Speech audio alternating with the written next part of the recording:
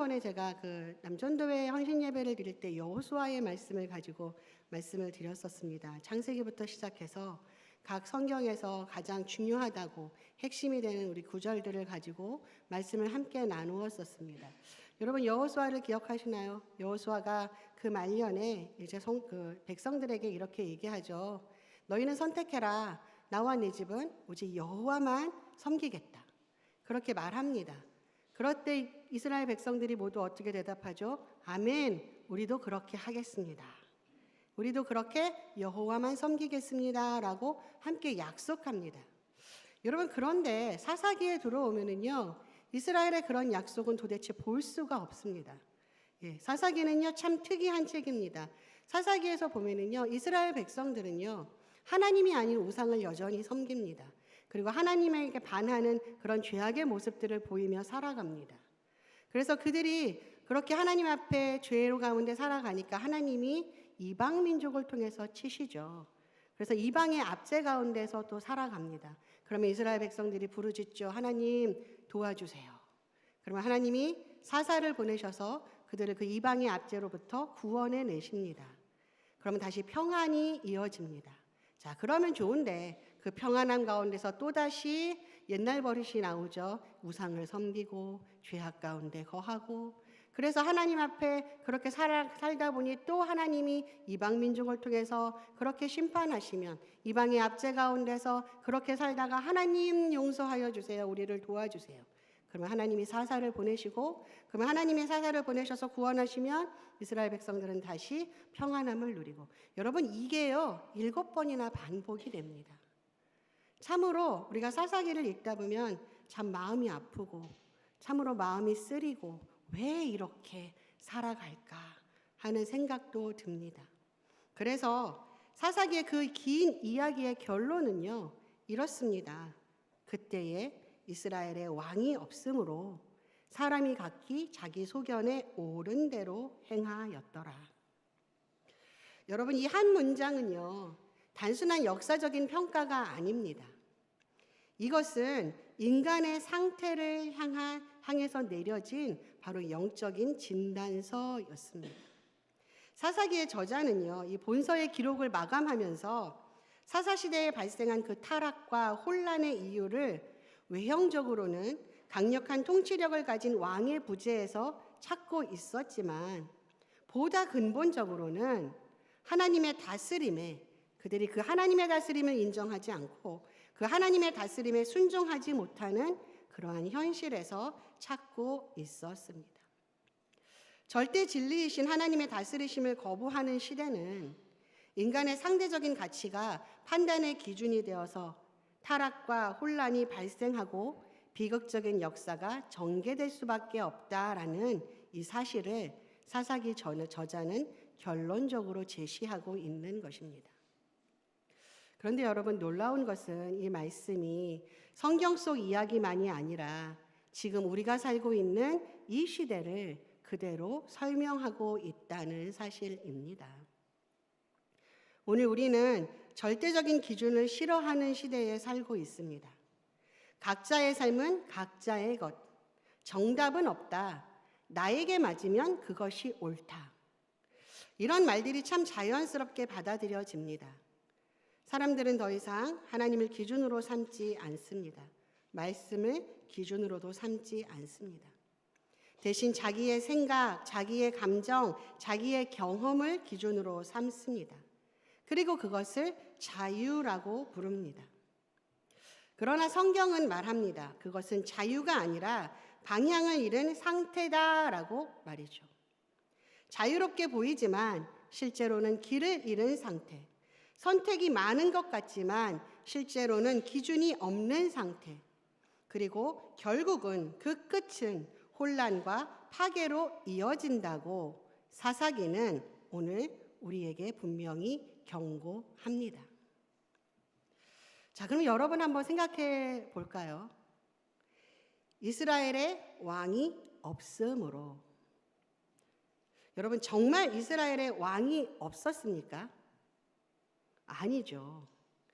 이스라엘의 왕은 처음부터 하나님이셨습니다.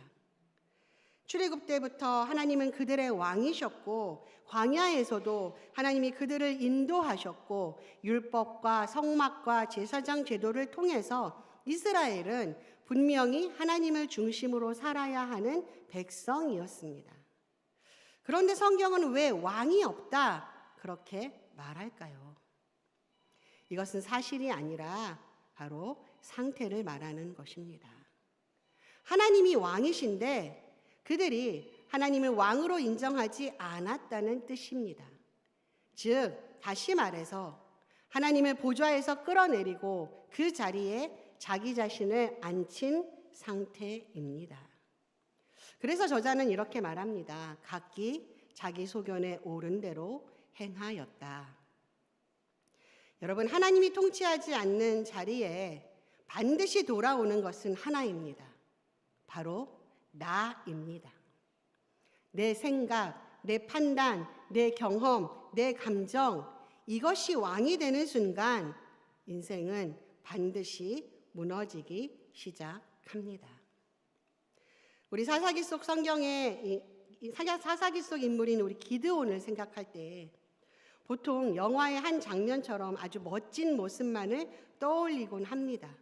횃불과 항아리를 들고 여호와를 위하여 기드온을 위하라 이렇게 외치면서 미디안의 대군을 단숨에 물리친 이 300명의 용사 그리고 그 승리의 주인공으로 우리는 생각합니다.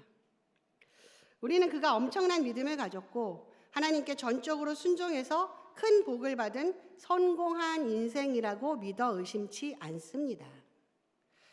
그렇지만 성경은 우리에게 그 화려함 뒤에 숨어 있는 서늘하고도 안타까운 뒷이야기도 들려줍니다. 여러분, 왜 그랬을까요? 성경이 이 기드온의 인생을 끝까지 기록한 이유는 하나님이 보시는 진짜 신앙은 어느 한순간에 화끈한 순종이 아니라 인생의 마지막 페이지를 덮을 때까지 변함없이 하나님을 향해 있는 그 삶의 방향이기 때문입니다. 기드온의 인생을 한번 처음부터 천천히 따라가 볼까요? 사실 기드온은 처음부터 대단한 위인이 아니었습니다. 우리가 사사기 6장에서 처음 만나는 기드온은 미디안 사람들의 눈을 피해서 포도주 틀 속에 숨어서 몰래 밀을 타작하던 겁쟁이였습니다. 원래 밀타작은 바람이 잘 통하는 넓은 마당에서 해야 하지 않습니까? 그래야 겨가 바람에 날아가죠. 그런데 기드온은 들킬까 봐 무서워서 좁고 깊은 이 포도주 틀 안에서 먼지를 뒤집어쓰며 숨어서 일을 하고 있었습니다.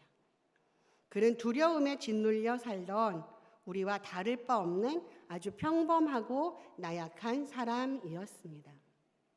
그런데 그런 겁쟁이 기드온에게 하나님이 찾아오십니다. 그리고는 도저히 믿기지 않는 이름으로 불러주십니다. 큰 용사여. 이 말은 기드온의 당시 모습이 용감해서 하신 말씀이 아니죠. 지금은 비록 구석에 숨어서 벌벌 떨고 있지만 하나님께서 친히 그를 빚어내어서 장차 만드실 이 미래의 모습을 미리 불러주신 것입니다. 기드온은 이 부르심을 처음엔 믿지 못했습니다. 그래서 하나님께 표징을 보여달라고 떼를 씁니다. 양털에만 이슬이 맺히게 해달라고도 했다가 다음 날에는 양털만 마르게 해달라고 이렇게 시험을 하죠. 여러분, 이 모습은 기드온이 믿음이 강했다는 증거가 아님을 우리에게 알려줍니다. 오히려 기드온은 처음부터 끝까지 하나님에 의해서 만들어진, 훈련되어진 사람이었다는 사실을 보여줍니다. 자, 기드온이 잘나서 쓰임받은 게 아니라 하나님이 그를 붙드셨기에 그가 용사가 될 수 있었던 것입니다. 오직 하나님의 은혜인 것입니다. 자, 이렇게 하나님의 은혜 안에서 기드온은 비록 작고 연약한 사람이었지만 이제 하나님을 의지하고 하나님의 뜻에 따라서 사사의 길을 걸어갑니다. 자, 드디어 전쟁의 시간이 다가왔습니다. 그런데 하나님은 아주 이상한 명령을 내리십니다. 모여든 군대의 숫자를 줄이라는 것입니다. 여러분, 처음에 이 이스라엘이 미디안과 대적해서 싸우고자 했을 때 32,000명이 모였습니다. 이 미디안 군대에 비하면요, 32,000명은 턱도 없는 부족한 숫자입니다. 미디안은 13만 5천 명이었잖아요. 그런데 하나님은요, 이 인원도 너무 많다고 하십니다. 그래서 두려운 사람들을 돌려보내죠. 그랬더니 1만 명이 남았습니다. 그런데 하나님은 그래도 많다고 하십니다. 결국 마지막에 남은 사람은 고작 300명이었습니다. 여러분, 이거는요, 군사 전략으로 보면요, 자살 행위나 다름없는 것입니다. 아니, 하나님은 왜 이렇게 하셨을까요?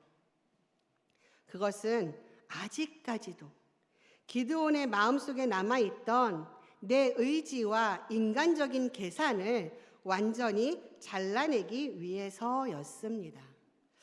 이 정도 인원이면 어떻게든 싸워볼만 하겠다.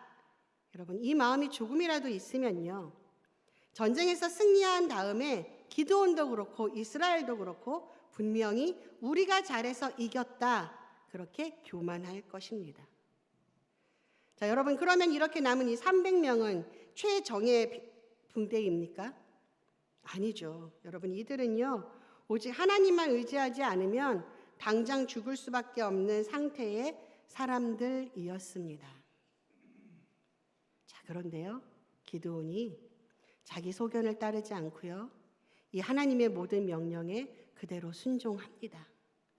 자기 생각으로는 도무지 이해할 수 없는 하나님의 명령이지만, 여러분, 13만 5천 명을 300명의 군대로 어떻게 싸웁니까? 그런데 기드온은 순종합니다. 그리고 또 한 번 아주 위대한 결정을 내립니다. 자기의 생각, 일반적인 경험, 자기의 소견, 이 모든 것들을 다 내려놓고 다시 한번 말씀하시는 하나님의 비상식적인 명령에 그대로 따릅니다. 300명을 세 대로 나누고 손에 나팔과 횃불을 숨긴 항아리를 들게 하는 것. 여러분, 그리고 어떻게 되었습니까? 여러분도 너무나 잘 아시는 것처럼 항아리를 깨트리고 횃불을 드는 것만으로 이 13만 5천이라는 미디안 대군을 무너뜨리는 말도 안 되는 기적 같은 승리를 거두었습니다. 기드온이 자기 소견을 내려놓고 하나님의 명령에 온전히 순복했을 때 이스라엘은 구원을 얻었습니다. 뭐라고요? 기드온이 자기의 소견을 내려놓고 하나님의 명령에 온전히 순복했을 때 이스라엘은 구원을 얻었습니다. 하지만 문제가 생겼습니다. 전쟁에서 이기자 백성들이 기드온을 찾아와서 당신이 우리의 왕이 되어 주십시오라고 간청합니다. 이때 기드온의 대답은 참 훌륭했습니다. 내가 너희를 다스리지 않을 것이고 오직 여호와께서 너희를 다스리실 것이다. 그런데 기드온의 그 다음 행동이 문제입니다. 그는 백성들에게 금 귀고리를 모아달라고 하더니 그것으로 에봇을 만듭니다. 여러분, 이 에봇은요, 원래 제사장이 하나님의 뜻을 물을 때 입는 옷입니다. 이것은 단순한 장식품이 아니라 하나님께 나아가는 공적인 통로와 연결된 상징물이었습니다. 그런데 기드온은 제사장이 아닙니다.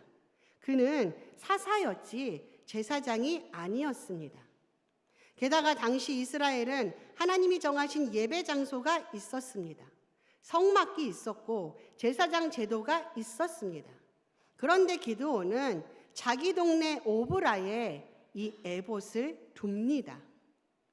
그리고 이것은 백성들에게 이렇게 느껴지게 만들었습니다. 굳이 성막을 갈 필요가 없다. 여기서도 하나님을 찾을 수 있다. 왜? 에봇이 있으니까. 기드온이 있는 곳이 중심이다.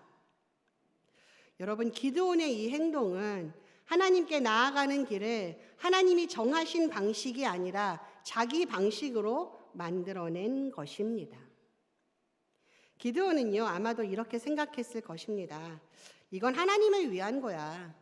이 정도는 괜찮겠지. 내가 얼마나 그동안 하나님 앞에 순종하면서 하나님을 위하여 헌신했는데 이 정도는 해도 되겠지. 바로 자기 소견입니다.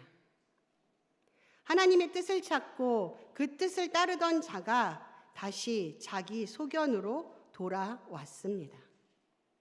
하나님의 주권을 인정하던 사람이 조금씩 자기 영향력과 자기 방식으로 돌아갔습니다. 여러분, 자기 소견은 절대 처음부터 크게 시작하지 않습니다. 아주 작게 시작합니다. 합리적으로 시작합니다. 마치 신앙적인 것처럼 보이게 시작합니다. 우리의 신앙이 무너질 때도 이와 비슷합니다. 처음부터 대놓고 우상을 섬기거나 하나님을 떠나는 사람은 드뭅니다. 아주 작은 부분에서부터 자기 소견이 시작이 됩니다. 이 정도는 내 마음대로 해도 되겠지. 이 정도는 하나님도 이해해 주실 거야 라는 이 합리화가 시작되는 순간 하나님의 통치는 멈추고 내 통치가 시작됩니다. 기드온은 300명을 이끌 때는 하나님께 매달리며 모든 것을 맡겼지만 승리하고 평안해지자 자기 생각대로 금 에봇을 만들고 그것을 의지하기 시작했습니다. 성경은 이 사건의 결말을 아주 비극적으로 기록합니다. 그것이 기드온과 그의 집의 올무가 되었다. 기드온이 만든 그 금 에봇 때문에 이스라엘 백성들은 다시 영적으로 타락했습니다. 기드온이 죽자마자 그의 집안은 풍비박산이 났고 그의 아들 아비멜렉은 권력을 잡기 위해서 형제 70명을 죽이는 끔찍한 일을 저지릅니다. 한때 이스라엘을 구원했던 영웅의 가문이 기드온의 이 작은 교만과 자기 소견 때문에 완전히 무너져 내린 것입니다. 사랑하는 여러분, 우리도 기드온과 똑같은 길을 걸을 때가 참 많이 있습니다. 몸이 아플 때, 사업이 위태로울 때, 자녀에게 문제가 생겼을 때는 눈물로 밤을 지새우며 하나님의 뜻을 묻습니다. 주님, 말씀하옵소서. 제가 순종하겠습니다. 그렇게 고백합니다. 그런데 문제가 해결되고 형편이 조금 나아지면 우리 마음속에 나만의 금 에봇을 만들기 시작합니다. 하나님의 영광을 교묘하게 내 자랑으로 바꾸고 하나님의 말씀을 내 형편에 맞게 편집해서 듣기 시작합니다. 바로 그 순간부터 우리 신앙의 방향은 빗나가기 시작하는 것입니다. 하나님이 원하시는 신앙은 한때의 화려한 업적이 아닙니다. 내가 과거에 얼마나 큰 기적을 체험했는가 보다는 더 중요한 것은 지금 나는 하나님의 다스림을 받고 있는가, 그것입니다. 여러분, 기드온의 300명의 용사라는 그 추억 속에 갇혀 살지 마십시오. 과거의 순종이 오늘의 불순종을 정당해 줄 수 없습니다. 오히려 우리는 날마다 주님, 오늘도 제 생각을 내려놓고 주님의 방법대로 살게 하옵소서 이렇게 기도해야 합니다. 신앙은 마라톤과 같습니다. 출발선에서 얼마나 힘차게 나갔느냐보다 마지막 결승선을 통과할 때까지 어느 방향을 향해 뛰고 있었느냐가 중요합니다. 기드온처럼 시작은 좋았으나 끝이 무너지는 인생이 아니라 시간이 갈수록 더욱 하나님만 의지하는 인생이 되어야 합니다. 성공했을 때 더 겸손하고 안정되었을 때 더 무릎 꿇으며 내 이름이 드러날 때 더 하나님의 이름을 높이는 사람이 진짜 큰 용사입니다. 여러분 모두 그러한 용사가 되시기를 간절히 축복합니다. 기드온이 사역의 이 성공 이후에 서서히 변질되어 무너진 사람이라면 삼손은 처음부터 끝까지 자기 소견 속에 살았던 사람입니다. 여러분, 삼손은 특별한 사람입니다. 태어나기 전부터 하나님의 계획 속에 있던 사람이죠. 그는 나실인으로 구별된 삶을 살아야 했습니다. 머리를 자르지 말아야 되고 포도주를 멀리해야 되고 부정한 것을 피해야 했습니다.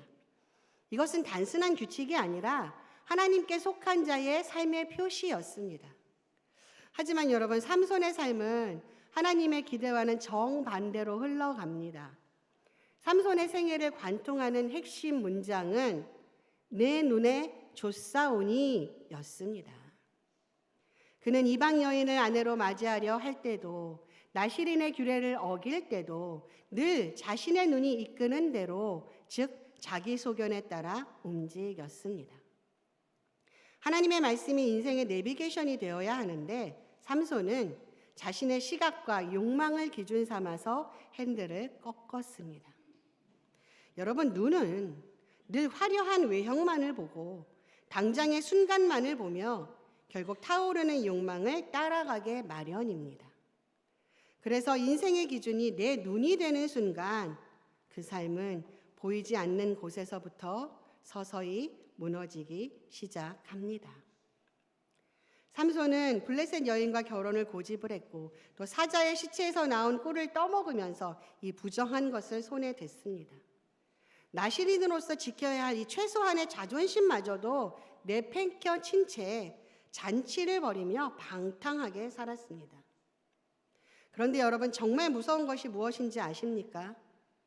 그렇게 선을 넘고 죄를 짓고 사는데도 불구하고 삼손에게는 여전히 초자연적인 힘이 나타났다는 사실입니다. 그래서였을까요? 삼손은 아주 치명적인 착각에 빠집니다. 아, 이렇게 살아도 괜찮네. 기도하지 않아도, 말씀대로 살지 않아도 내 능력은 여전하잖아. 하나님은 별로 신경도 안 쓰시네. 이런 오만이 그를 지배하기 시작한 것입니다. 사실 이 상태가 신앙인에게 가장 위험한 때입니다. 죄를 지어도 일이 잘 풀리는 것 같고 하나님이 없어도 내 인생에 아무런 문제가 없는 것처럼 느껴질 때, 그때가 바로 영적인 낭떠러지 앞에 서 있는 순간임을 우리는 깨달아야 합니다. 삼손은 자신의 능력을 하나님의 은혜가 아닌 자신의 소유로 착각했고 그 교만은 결국 들릴라라는 이 올가미에 걸려들게 만들었습니다.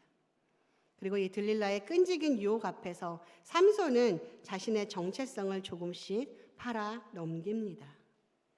마지막 보루였던 이 머리카락마저 잘려나갔을 때 성경은 아주 비극적인 장면을 기록합니다. 잠에서 깨어난 삼손이 내가 전과 같이 나가서 몸을 떨치리라 라고 자신했지만 정작 하나님이 이미 자기를 떠나신 줄을 깨닫지 못했다라는 것입니다.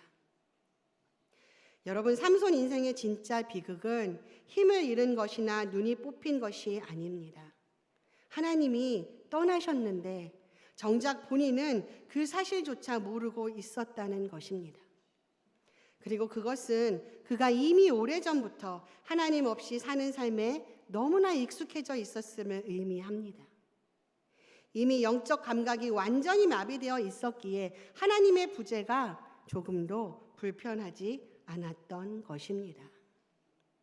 결국에 모든 것을 잃고 블레셋의 조롱거리가 되어서 맷돌을 돌리는 처지가 되어서야 삼손은 비로소 육신의 눈이 아닌 영혼의 눈으로 하나님을 찾기 시작합니다. 주여, 나를 기억하옵소서. 평생을 내 눈에 좋은 대로 살았던 그가 마지막 순간에 이르러서야 하나님의 통치를 구한 것입니다. 삼손은 능력이 없어서 무너진 것이 아닙니다.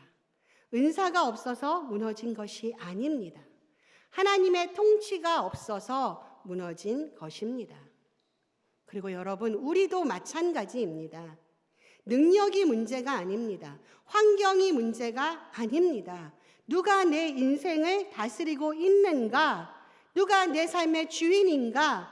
나는 누구의 뜻에 따라 살고 있는가? 이것이 문제입니다. 기드온은 하나님의 뜻을 따르다가 나중에 자기 소견으로 돌아갔습니다. 삼손은 처음부터 자기 소견으로 살다가 마지막에 하나님을 찾았습니다.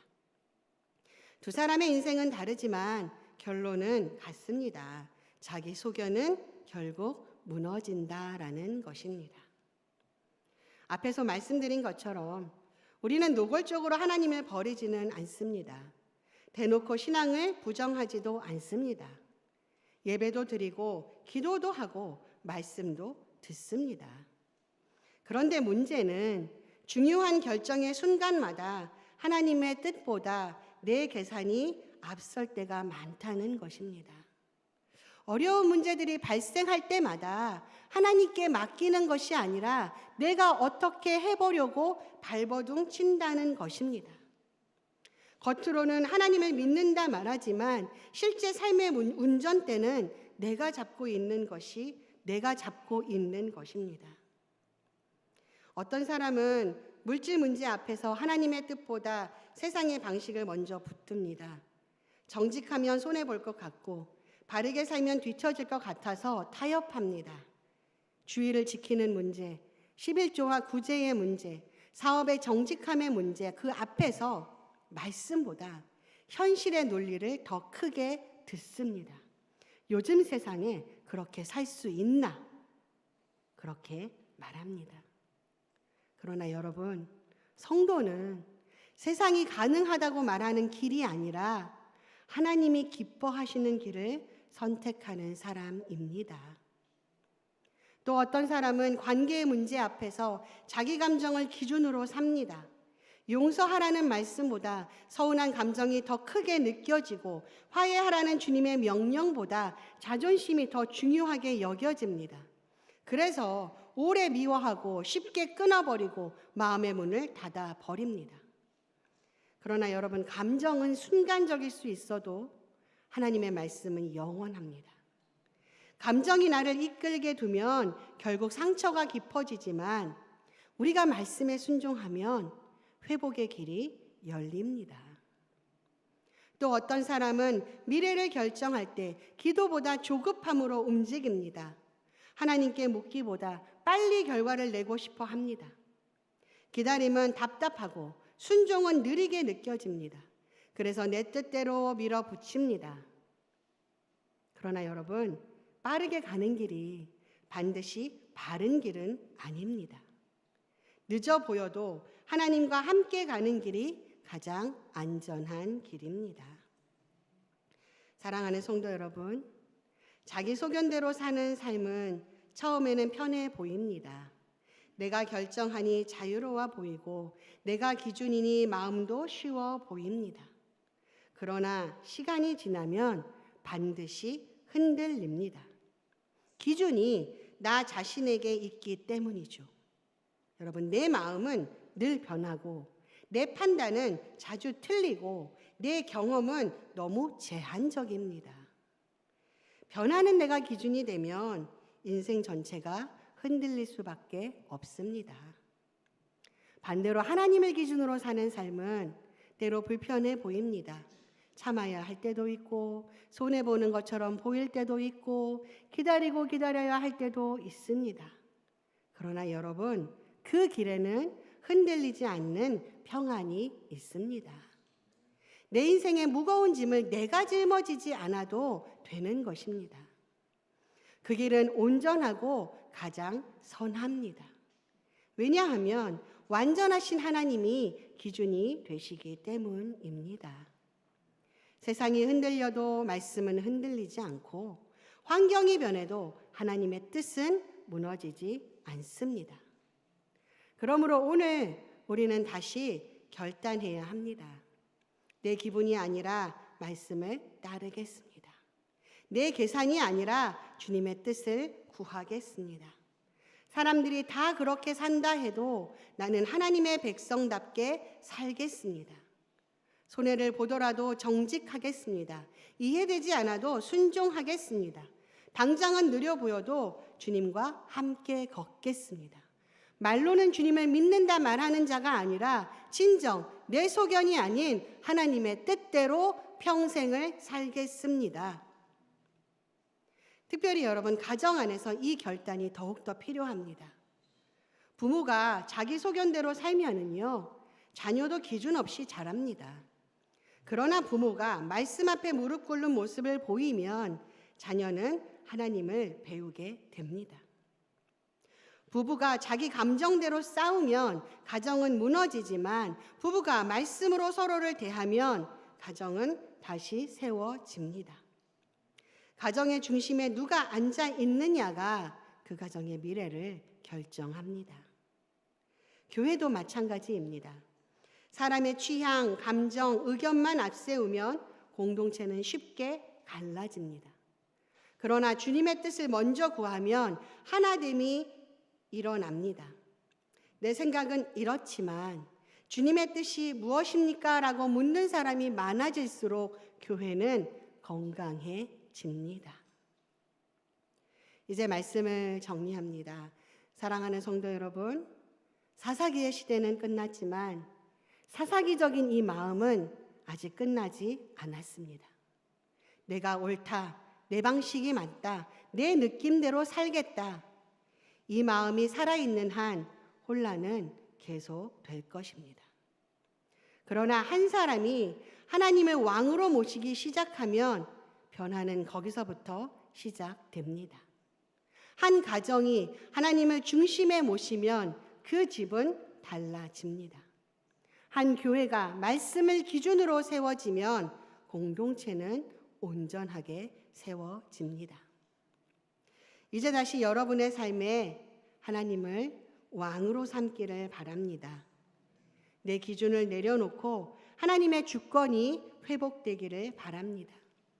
자기 소견대로 사는 시대 속에서 하나님의 뜻대로 살아감으로 이 세상에 정말 진정한 평안, 진정한 생명, 진정한 승리가 무엇인가 그렇게 전하는 저와 여러분이 되기를 주님의 이름으로 축복합니다. 우리 기도하겠습니다.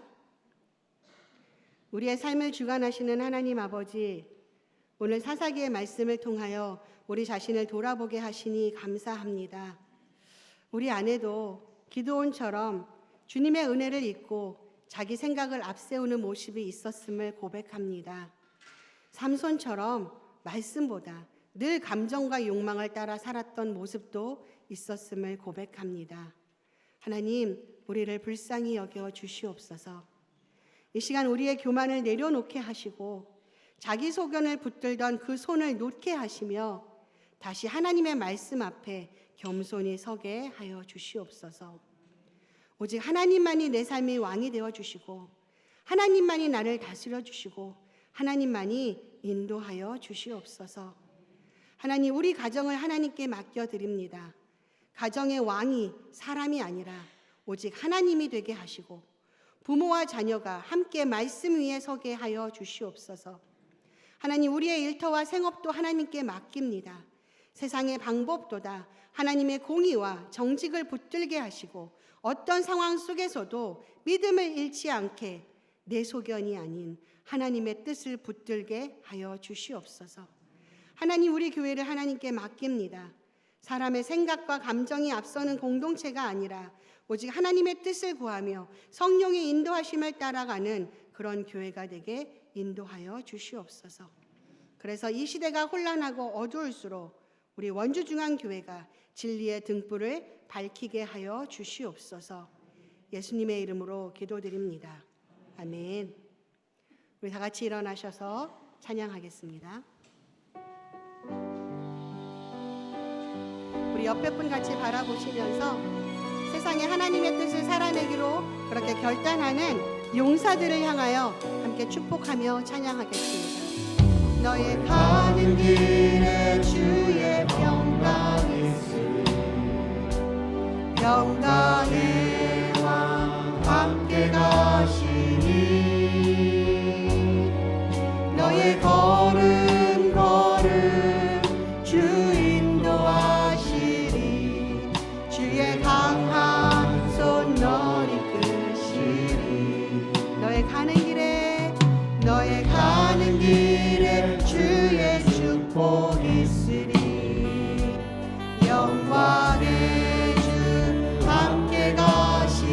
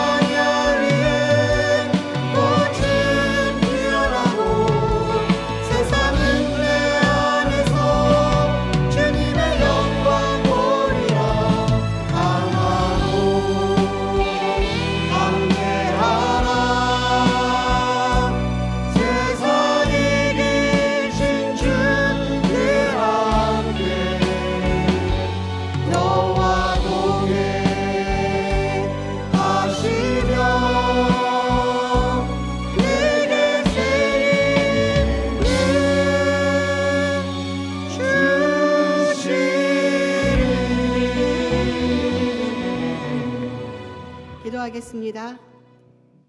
이제는 우리 주 예수 그리스도의 은혜와 하나님 아버지의 그 크신 사랑하심과 성령님의 교통하시며 다스리심이 자기 소견을 내려놓고 하나님의 주권 아래 살기로 재결단하는 모든 성도들 위에, 그들의 가정과 생업 위에, 그리고 주님의 몸된 교회 위에 영원토록 함께하여 주시기를 간절히 축원하옵나이다.